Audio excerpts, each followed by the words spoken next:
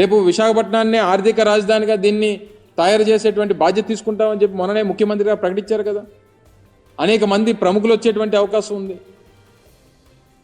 Visakhapatnam eastern naval కమాండ్కి మనం head క్వార్టర్గా ఉన్నటువంటి క్రమంలో అనేక సందర్భాల్లో రాష్ట్రపతులు, అనేక సందర్భాల్లో ప్రధానమంత్రి గారు వచ్చేటువంటి సందర్భాలు ఉన్నాయి. ఉపరాష్ట్రపతులు మొన్న గతంలో ఆంధ్ర మన మెడికల్ ఏఎంసీకి సంబంధించినటువంటి ఫంక్షన్కి వచ్చారు, 100 years ఫంక్షన్కి. అనేక సందర్భాల్లో దేశానికి సంబంధించినటువంటి ప్రముఖులు వస్తుంటారు. అనేక మంది దేశ విదేశాల నుంచి వచ్చినటువంటి ప్రతినిధులు వస్తుంటారు. వినియోగించండి. జగన్మోహన్ రెడ్డి గారు ఉండరు రేపు నుంచి వచ్చి, లేదా వైఎస్ఆర్ కాంగ్రెస్ పార్టీ నాయకులు ఉండరే అందులో.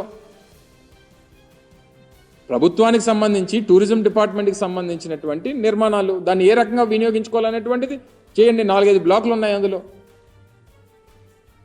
అది ప్రజలకు వినియోగిస్తారా, లేకపోతే టూరిజం వినియోగిస్తారా, లేకపోతే ప్రభుత్వం సంబంధించినటువంటి అతిథి గృహాలుగా వినియోగిస్తారా అనేటువంటిది నిర్ణయం తీసుకోండి. మీ విధానం ప్రకారం అమరావతిని రాజధానిగా కొనసాగించాలనేటువంటి నిర్ణయం తీసుకున్నారు. గుడ్, మీకు అధికారం వచ్చింది, మీరు నిర్ణయం తీసుకున్నారు. గతంలో మేము చెప్పినట్టుగా నిర్ణయం మంత్రి గారు మాట్లాడుతూ 1,00,000 కోట్ల రూపాయలు ఖర్చు అవుతుంది అనేటువంటి మాట మాట్లాడారు. మేము ఆ మాట మొదటి నుంచి చెప్తున్నాను. ఈ 5 సంవత్సరాలు అయ్యేసరికి 1,00,000, 2,00,000 కోట్లు అవ్వచ్చు. సరే, ఏదైనా మీ ప్రభుత్వం ఒక నిర్ణయం తీసుకుందా, నిర్ణయం ప్రకారం వెళ్తుంది. ఈ చేసేటువంటి క్రమంలో ఎందుకు అనవసరంగా తీసుకుని వచ్చి జగన్మోహన్ రెడ్డి గారిని ఇంకా మా పార్టీ మీద దాన్ని రుద్దేటువంటి ప్రయత్నం చేస్తున్నారో నాకు అర్థం కావట్లేదు. దాదాపు గత 5 సంవత్సరాలు 2014 నుంచి 2019 మధ్యలో 5-6 వేల కోట్ల రూపాయలు అమరావతి మీదుగా కేవలం తాత్కాలిక భవనాల మీద ఖర్చు పెట్టారు. తాత్కాలిక భవంతులు కట్టి వేల కోట్ల రూపాయలు ఖర్చు పెట్టేటువంటి కార్యక్రమం చేశారు. ఇది శాశ్వత నిర్మాణాలు. అవి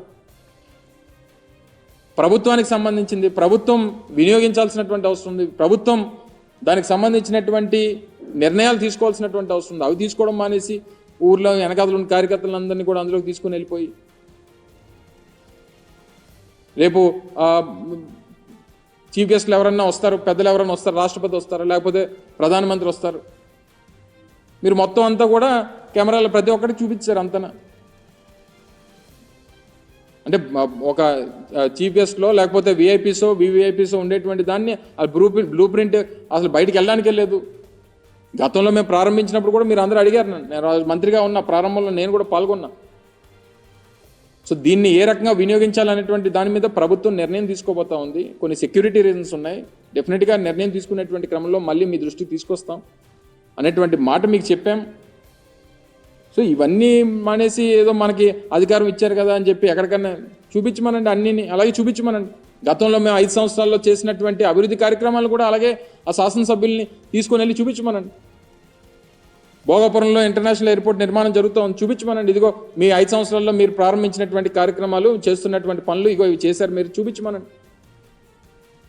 లేకపోతే మెడికల్ కాలేజ్ చూపించమనండి, విజయనగరం మెడికల్ కాలేజ్ చూపించమనండి. లేకపోతే ఉద్యానంలో కట్టినటువంటి హాస్పిటల్ చూపించమనండి, లేకపోతే వాటర్ ప్రాజెక్ట్ చూపించమనండి, లేకపోతే పాడేరులో మన మెడికల్ కాలేజ్ నిర్మాణం, నర్సీపట్నంలో మెడికల్ కాలేజ్ నిర్మాణం, లేకపోతే సాలూరులో tribal university, Parvathipuram medical college, Kurupam engineering college, ఇవన్నీ చూపించమనండి. నిర్మాణాలు జరుగుతూ ఉన్నాయి, కొన్ని నిర్మాణాలు పూర్తి అయిపోయినాయి.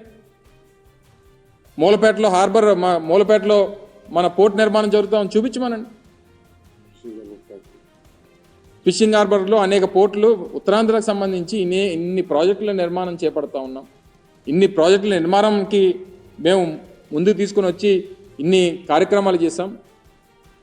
ఇవన్నీ మర్చిపోయి అది తీసుకుని వచ్చి ఏదో జగన్మోహన్ రెడ్డి గారు సొంత భవనంలో చూపిస్తారా? ఇప్పటికన్నా మీకు అవకాశం వచ్చింది. ఈ సందర్భంలో అసలు మేము మాట్లాడకూడదు అనుకున్నాం. మీకు 6 నెలల్లో సంవత్సరం సమయం ఇవ్వాలి. అధికారం ప్రజలు ఇచ్చారు, దాన్ని ఏ రకంగా మీరు వినియోగించుకుంటారో. మేము ప్రజలకు చాలా మంచి చేశాం, మాకన్నా మంచి చేస్తారని చెప్పి ఆశించి మీకు ఓట్లేశారు. దాన్ని ఏ రకంగా నిలబెట్టుకోవాలనేటువంటి ప్రయత్నం చేయాలి తప్ప ప్రజలను అనవసరంగా తప్పుదోవ పట్టించి అనవసరంగా ఇంకా మీరు విమర్శలు చేయాలనేటువంటి ప్రయత్నం మానుకుంటే మంచిది. ఇదే గంటా శ్రీనివాసరావు గారు ఆ రోజు మొదట్లో 2019లో విశాఖపట్నం రాజధాని అని చెప్పి ఒక నిర్ణయం మా ప్రభుత్వం చేసినప్పుడు స్వాగతించింది ఆయనే మొదటగా. మరి వారికి గుర్తుందో లేదో నాకు తెలియదు, కానీ నాకైతే బాగా గుర్తుంది. ఇదే గంటా శ్రీనివాసరావు గారు పాపం ఆ రోజు స్వాగతించారు. విశాఖపట్నం రాజధానిని చేయడం అనేటువంటిది మంచి నిర్ణయం, మంచి ఆలోచన ప్రభుత్వం చేసిందని చెప్పి స్వాగతించారు. సరే, ఇప్పుడు ఏదేమైనప్పుడా నిర్ణయాలు ఆయన ఆలోచనలు మారినా ఏది మారినా, ఇది ప్రభుత్వంలో ఉండగా అధికార పార్టీలో ఉన్నారు, వారు అధికారంలో ఉన్నారు.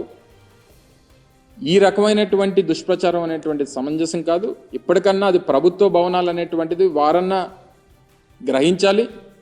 ప్రజలకు ఎలాగ తెలుసు, అదేదో జగన్మోహన్ రెడ్డి గారు సొంత ఇల్లు కట్టుకున్నట్టుగా దాన్ని చిత్రీకరించేటువంటి ప్రయత్నం మొదటి నుంచి రిషికొండని ఆక్రమించుకున్నారు అనేటువంటి దుష్ప్రచారం చేసిన ఆక్రమణలు జరిగింది. దాని ఎదురుగా ఉన్నటువంటి గీతం కాలేజీలో జరిగినాయి. దాదాపు 23 ఎకరాలు ప్రభుత్వ భూములు ఆక్రమించుకుంది ఆయన. దాన్ని బయటపెట్టేటువంటి కార్యక్రమం చేస్తాం. అందులో 13 ఎకరాల్లో అయితే ఏకంగా నిర్మాణాలు చేస్తారు గవర్నమెంట్ ల్యాండ్స్లో. సో వాటిని చూపిస్తే ఇంకా బాగుండేది, ఎందుకంటే స్థానిక శాసనసభ్యులు వారికి కూడా ఈ ప్రాంతానికి ప్రాతినిధ్యం వహిస్తున్నారు కాబట్టి దాన్ని ఎదురుగా ఉన్నటువంటి గీతం కాలేజీని కూడా చూపించుంటుంటే బాగుండేది.